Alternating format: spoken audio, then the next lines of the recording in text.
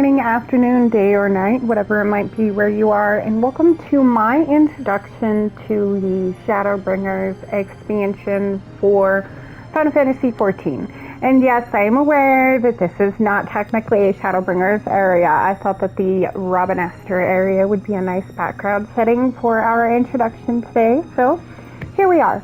I just wanted to talk a little bit about Shadowbringers itself and how much I absolutely love the storyline of this expansion. It's so beautiful. On my Phoenix character, my Lalafell, my main, I have gotten into the beginning of Endwalker, and let me tell you, the post Shadowbringers ending of this expansion storyline is even better than the storyline itself. Like, it's absolutely amazing. For lore buffs or lore nerds like myself, this story is absolutely worth it and absolutely awesome.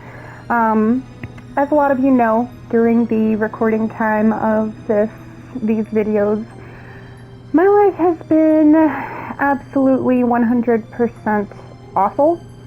2024 has not been a kind year to me, and it's been really hard to deal with everything. Let's say that. Every turn that we have made has felt like a slap in the face. I had money stolen from me this year. I lost a friend to cancer this year. I had some people closest to me basically abandoned to me. I had multiple vehicle problems that we've been struggling with. Kevin got ran over by a tow truck at one point of this year. It's been absolutely terrible. And when you're struggling with depression as bad as I am right now, and escapism is the only place that you feel comfortable, healthy or not, that might be, this storyline has been an absolute godsend. Just because of the simple fact that it's so relatable. There is almost constant dark stress going on in this part of the game. Some serious shit happens, and between the characters, like, development and the storyline as it progresses, how well they tell the story from each person's POV is just absolutely mind-boggling. I know a lot of you don't watch Final Fantasy lore videos, and as we all know as creators, the Final Fantasy XIV market for creating videos is absolutely unforgiving, just because of the simple fact that most of the Final Fantasy XIV video content out there is not about the Final Fantasy XIV game. Like, it's about the drama that happens in the game. That's all people talk about. I personally am not into that. I really don't care. Like, I'm not gonna lie, I'll click on one every now and then because of morbid curiosity. But other than that, I really don't care about the drama. I'm here for the game and the raids and the gameplay. And also, speaking of raids, there are some awesome freaking raid stories in this storyline expansion as well. So anybody coming into the game who might be just coming into Shadowbringers, look forward to that if you like raiding. There's some really good ones. Also, short note, I hope you guys like my character. I redesigned my red mage just a little bit to look a little more dark, a little more depressive for the Shadowbringers storyline. If you look, she even has a new scar. So she has one over her eye from Gaius and one on her cheek, canonically from Xenos. I also changed her hair and matched her colors as well as I could. I hope you guys like her in the cutscene. She looks very cool. But other than that, I don't want to be too long-winded with this, but I kind of wanted to explain the storyline and my love for it and why we're doing this. So this, even if it doesn't do well for me, is fine with me. Like, I'm not gonna lie to you guys, I want all kinds of views and all kinds of likes. That would be amazing. But even if it doesn't do well for me, I will still treasure it just because of the simple fact that not only did I bust my ass to get to where I am in the game right now, like I spammed it so I could get done with it before Dragon Age Veilguard comes out, because I will be streaming that. But also I'm adding some on-screen visual cues. There are some funny moments that happen in the end of the game that I've added. There are some jokes that I've added. Most of the commentary will be light, meaning that I will do an intro like this, usually, and I will do an outro at the end of the video to summarize what we learned about what's going on in the storyline from that point on. And so that you guys are aware, I love this game so much, and I love each and every one of you guys so much. This is not just for you guys. This is for me too. This is my personal tribute to the Shadowbringers storyline, because there were literally moments where I was wowing and laughing out loud and wanting to cry. And if you are easily influenced by storyline and you get attached to characters and you love story and nerdism like I do, you're gonna understand what I mean when you get here and you start playing through this stuff.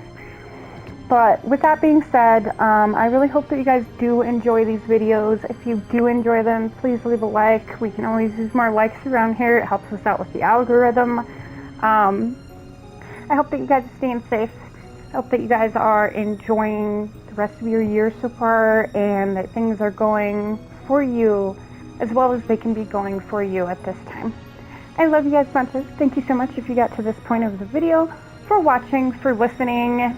Even if you only watch, even if you only listen, I appreciate anyone who enjoys these videos. So thank you so much for watching, and I hope to see you next time. Enjoy the video. We will be starting out with Grahatia explaining the area and what is going on in the Land of the First. Enjoy. To the north is the fairy kingdom of Il-Meg. That is where you'll find Urianger. To the east lies the once prosperous civilization of Rak-Tika. Your Stola is stationed there, in the heart of the forest. Alas, neither location can be reached without considerable difficulty. As such, I would suggest you first seek out one of the twins, each of whom is stationed but a short flight from the Crystarium. Alphino is on Calusia, an island off the western shore. It is home to a city called Yulmore, where the rich and privileged while away their days in idleness. For his part in furthering our cause, Alphino journeyed there to meet with the citizenry and forge alliances. From what I hear, he has since kept himself busy gathering information around the main settlement. Alize, meanwhile, traveled south to the arid wastes of Armorang. They lie upon the very edge of the inhabitable world, where the flood of light was halted. Those who dwell there live in constant fear of attack by the Sin Eaters. In contrast to her brother, Alize felt that her energies would better be spent learning about the enemy, and thus she sells her services as a guard, both to hone her skills and gather information on our foe.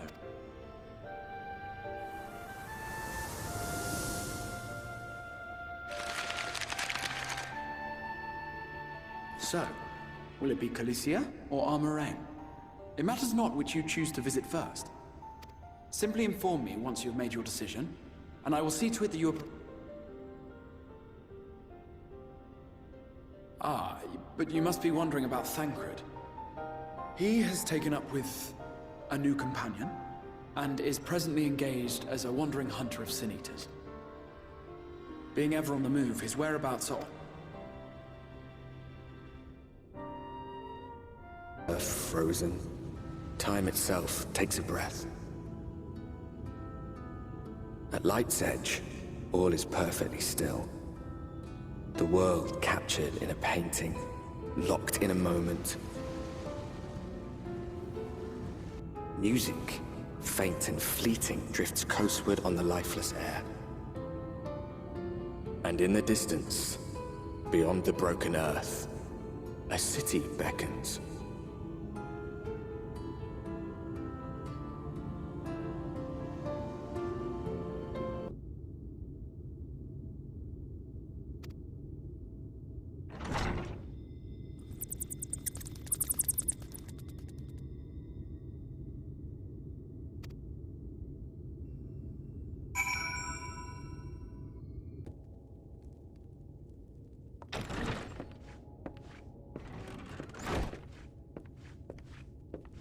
And how is business today, Mistress Theva?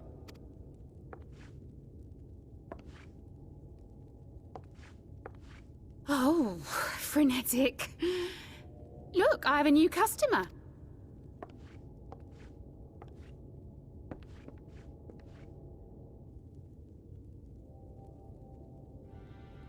'Tis good to see you, my friend.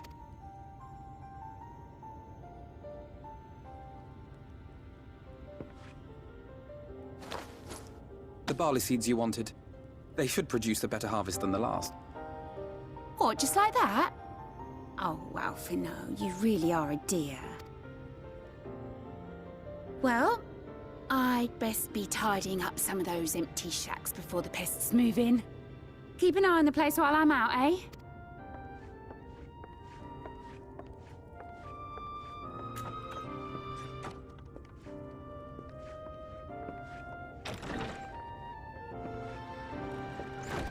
It seems an age since last we spoke. Not since the prisoner exchange in Doma. And Yotsu. It has been even longer for me, of course, if you count the days I've spent here. But the time has only added to the relief I feel seeing you safe and well.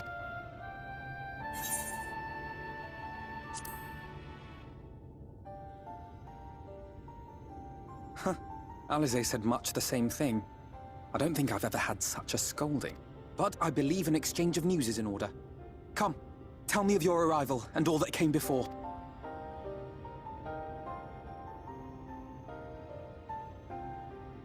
They told me what they knew of events, but I had stubbornly clung on to the hope that all-out war might yet be avoidable. And poor Tataru. She must be sick with worry. We must endeavor to return as soon as we may. It would be nice to bring her good tidings for a change.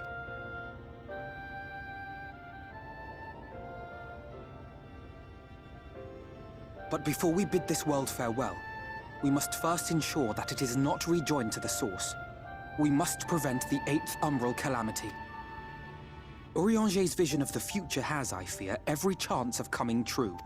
By his description, the catalyst for the calamity was a formless and deadly weapon employed by the Garlean Empire.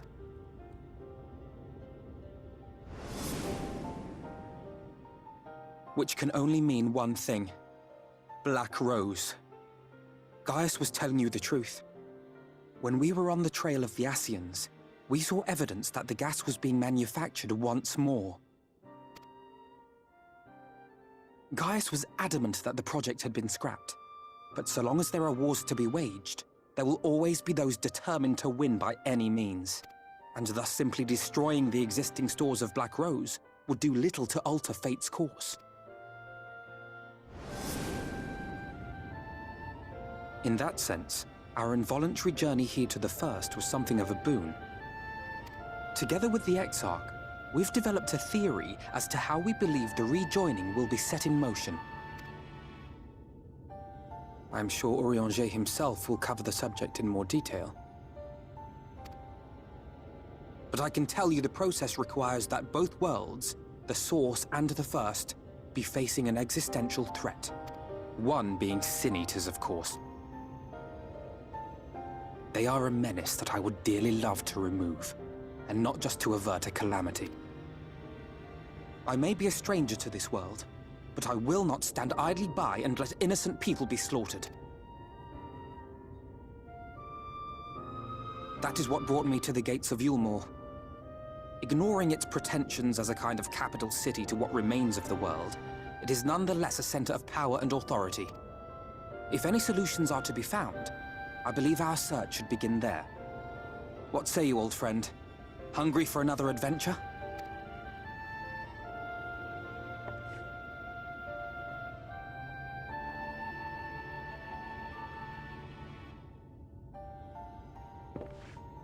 And so we take to the road once more.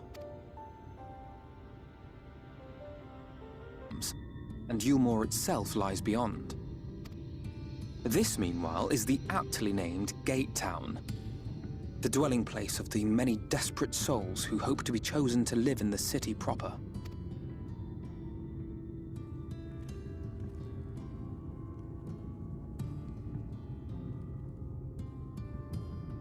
I thought I recognized you. Brought a new friend, eh?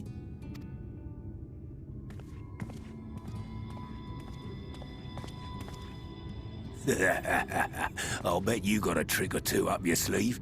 Maybe even 3. Care to show me? She's not here to compete. Leave her be. What? I was only making conversation.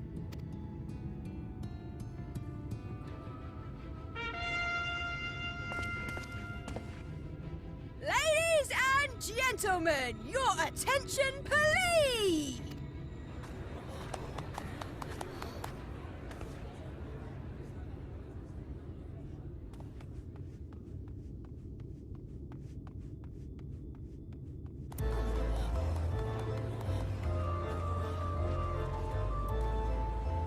Greetings to our hopeful petitioners, one and all!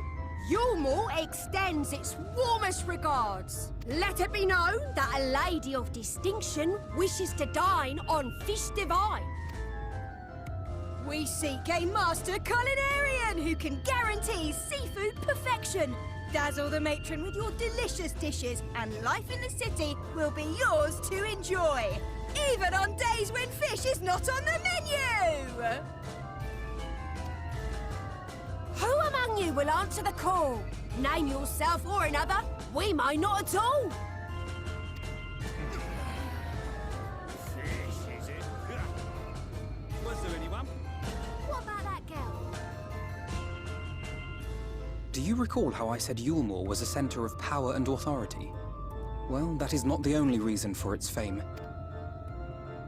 It is also known as the City of Final Pleasures. The noble and the wealthy who survived the flood gathered here to live out the rest of their days in decadent abandon. A poor man could sooner pass through the Iron Needle than Yulmore's gates.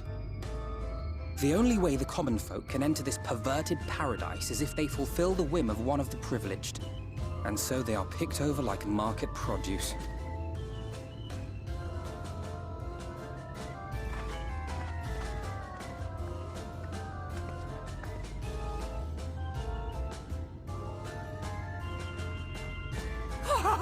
What a catch!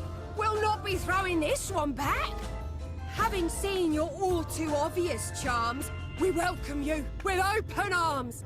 Come, join us in the City of Splendor and live out your life in an ecstasy of endeavor.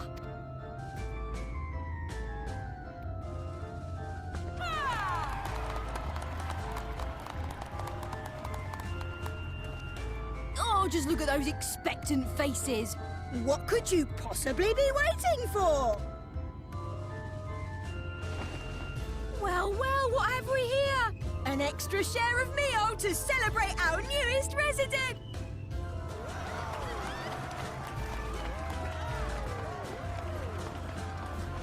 For you! Ah, lost! Enjoy! Thank goodness. Meal is a foodstuff which Yulmore routinely doles out to the people of Gatetown, and apparently a staple for its citizens as well.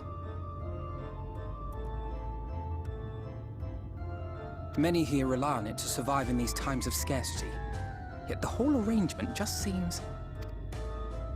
well, let's just say it leaves a bad taste in my mouth.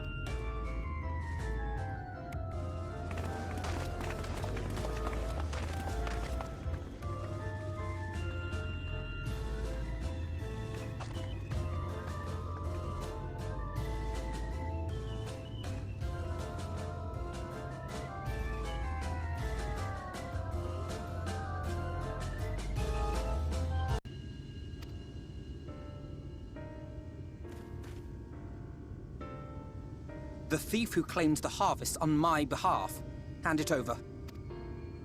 Well, forgive me. I have to get into the city. I have no family and all my friends have already been chosen. No one here gives a damn about me. When the meal gets handed out, I'm lucky if I get a smell of it. No matter what I do, they won't call out my name. I'm so tired, I'm so bloody hungry. I thought maybe I could steal your idea, get in that way.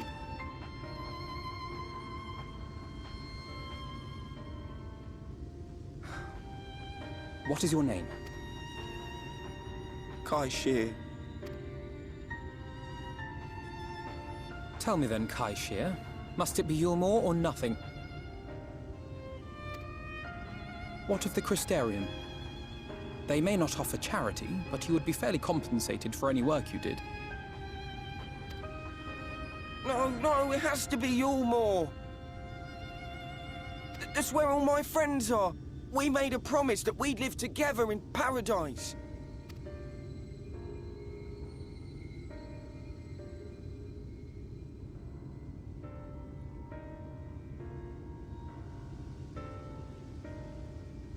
I was to make my deal with the Ondo at the Clave. Listen carefully, and I shall tell you my plans for the business, and how best to arouse the Yulmoran's interest. You'll give me your place? Just like that? I'm giving you a chance, nothing more. What comes of it is entirely up to you. I understand. Oh, thank you, thank you!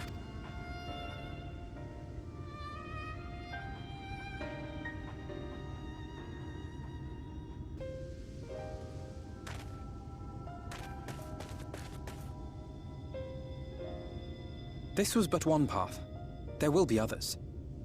But for young Kai Shear, it was the difference between life and death. I do not regret my decision, yet I will admit that a part of me wonders if it was for the best.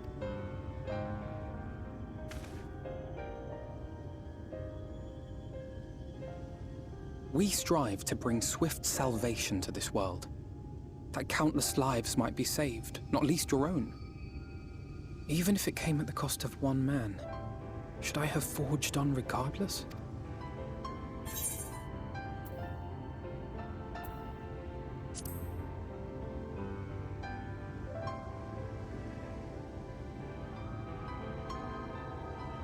I suppose not. Were Estinian here, he would most likely scoff at my soft-heartedness. Same old Alfino, ever the slave to sentiment. But I thank you for your kind words nonetheless. Let us see to it that both these stories have a happy ending. Shall we return to Rite then?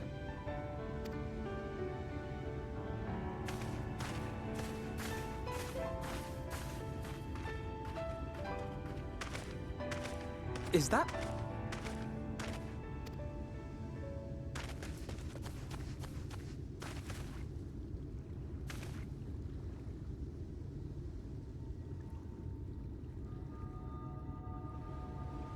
I can't be sure, but I think someone's in trouble.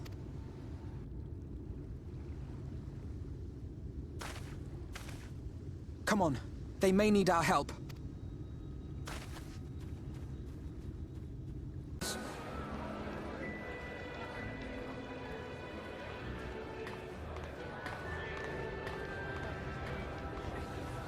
The lament of all but saints and fools, and the comfort of the lords and ladies of this accursed place.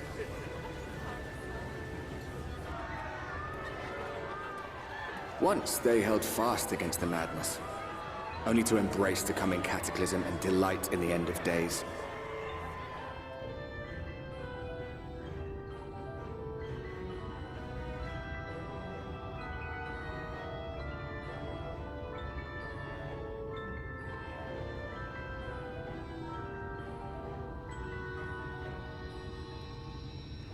Perhaps in rapture they seek to lose themselves and the misery they share.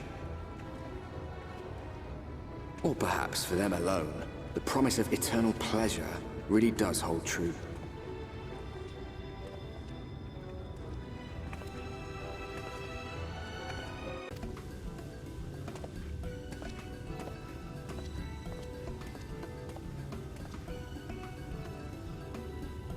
Lord and Lady Chai, pray forgive our intrusion.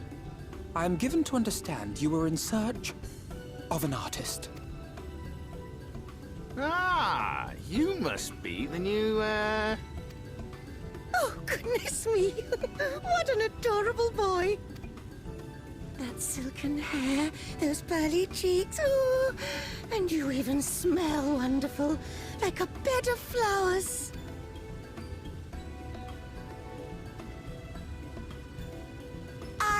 approve of this one, dearest. I am positive he will paint us the most delightful pictures. Yes. Well, as long as he paints better than that talentless wretch we sent packing last week.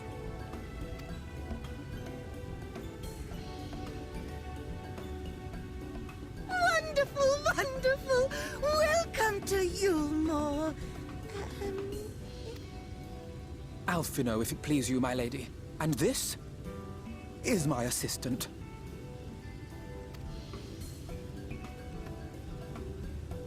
Your assistant? I've heard of folk bringing in family members, but this seems a bit irregular. Aren't you a little young to have a protege? We are family in all but name, my lord. Though we share no blood, we have stood by each other through life's many challenges, resolved to prevail together or not at all. Of all people, 'tis she who best understands my work. With her unique insight guiding my hand, the art I create is sure to satisfy your expectations. Once the picture is begun, of course, I shall have no need of constant encouragement. And so I wondered, rather than her being in your way, might it then be permissible for my assistant to explore the city she has so longed to see? Out of gratitude for her priceless contribution to my art, I thought it only fair that I make this humble request on her behalf. Oh, did you ever hear of such devotion? Of course your assistant must have her wish. She shall be free to roam to our heart's content. Isn't that right, darling? Oh, yes. Yes, of course, dearest. Quite right.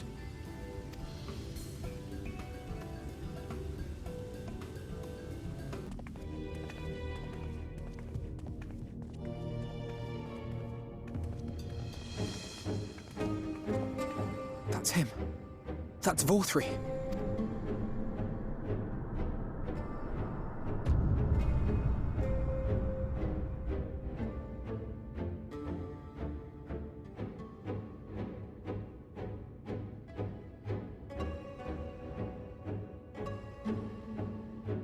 He is attended by sin-eaters.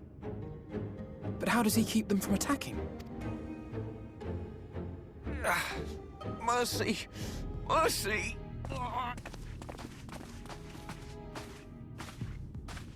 By the 12.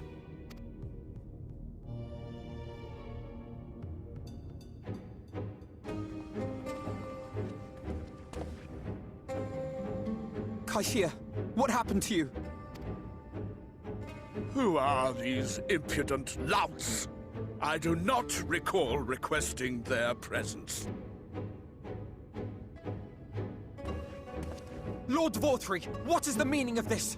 Why is this poor man bleeding to death on your floor?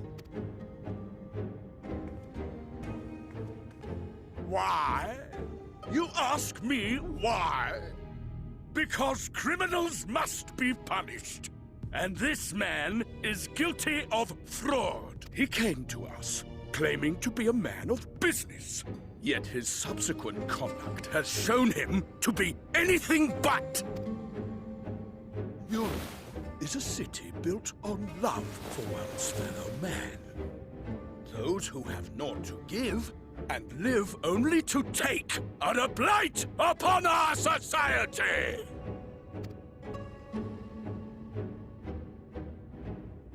To atone for this crime, I ordered that he fling himself from the balcony. And he had the temerity to weep. Please, my lord, anything but that! What then is a man of mercy to do, but offer the sinner another way to show his contrition?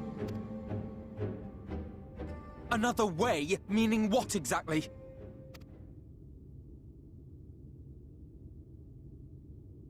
Sin-eaters are part of Yulmore's society, but they must be fed with ether. Living ether. So, I demanded an offering of flesh, carved by his own hand, from his own hide. And still, he could not do as I asked. A wholly unsatisfactory performance. 'Tis true that Kaishia won his place here by fraud, but his actions were driven only by desire to share in your paradise. That you would cast him out I could almost accept, but to humiliate him thus, to demand his very life? Is this truly the way of Yulmore?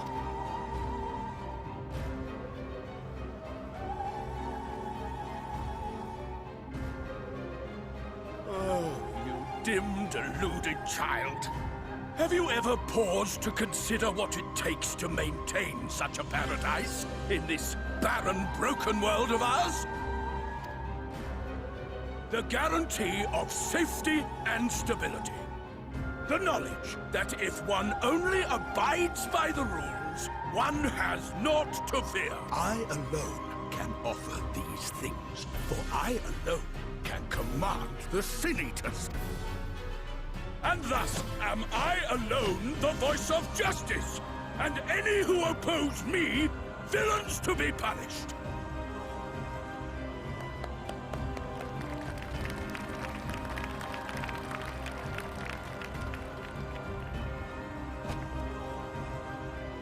And people call this paradise.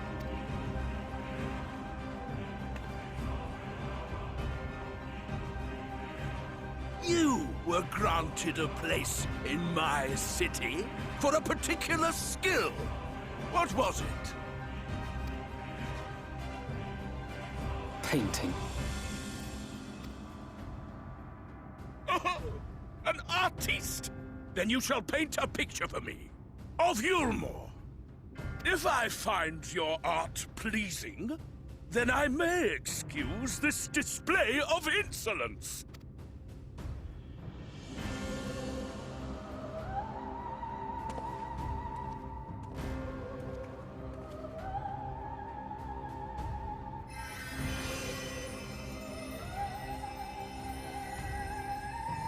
Who gave you permission to tend to that criminal's wounds?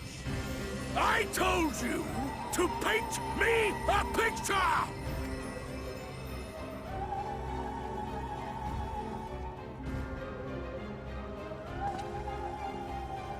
What you need is a mirror, not a painting. It will capture the horror I see before me far better than I ever could.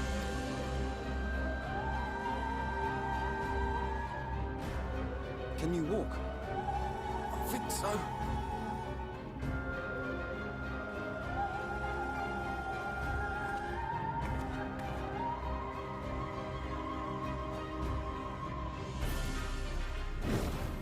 Did that little worm just insult me?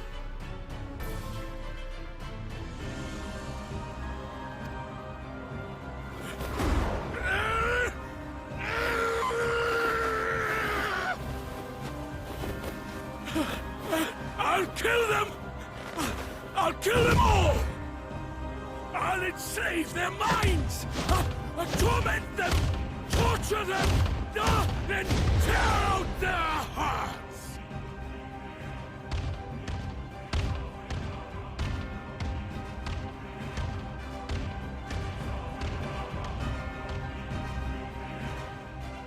And in recap, this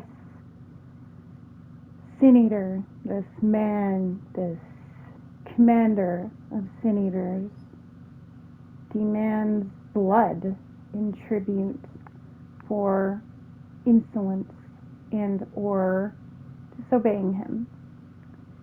While this guy right here, tried a little too hard, messed up and whatnot, it does just kind of show the tyranny of the situation right now in this area and how bad things are for these people, because why?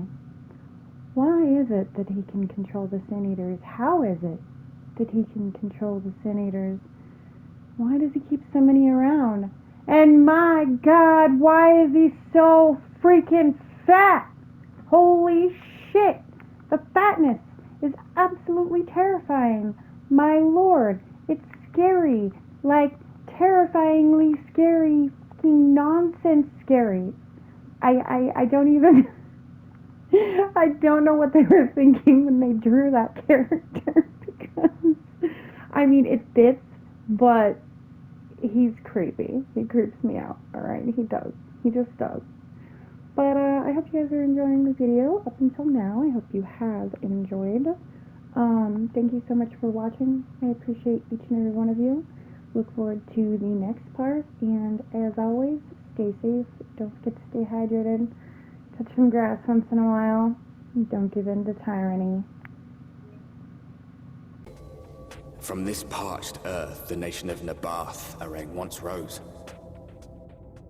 When I journeyed here, long ago, I spoke with a sun-weathered elder.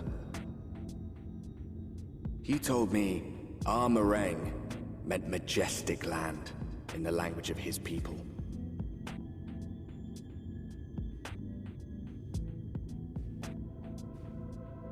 And so it might still be, were it not for the light's unrelenting onslaught.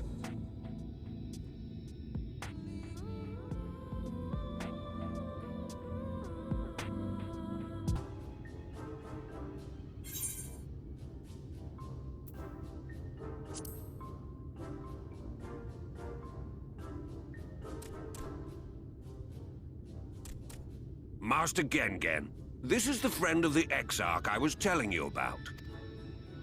Very good, very good. Though friend or no, all are welcome in Mordsook. Souk is Mordish for city. As things stand, this souk boasts the largest and busiest marketplace in all Armarang. You'll find ore from the mines here, of course, but all manner of other things too, many of them rare. As I told you before, not many visit Armarang by choice, but Mordsook's a different story. Merchants come from realms around to purchase the relics the Mord dig up. Aye, that they do. For Mord do not dismiss the spoils of the earth. We clean them and polish them and reveal to the world their true value. That is why they come here, come from far away, come with much money. And so our souk is always busy, busy, busy. No such thing as a thing no one needs. You say that every time, Master Gengen. Some sort of family motto, wasn't it? Or perhaps a Mord philosophy, for which we should all be very grateful.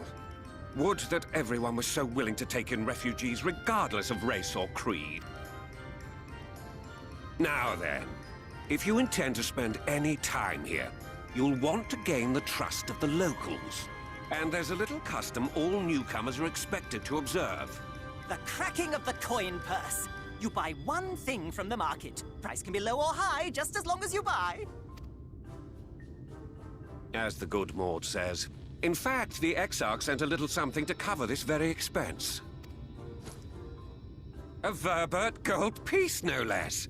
The first I've held in years. Verbert gold?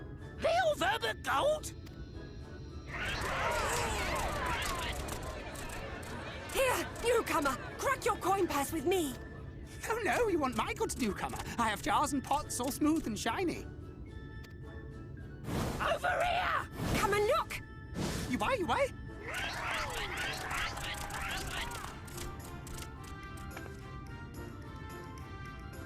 Enough of that! Calm, I say!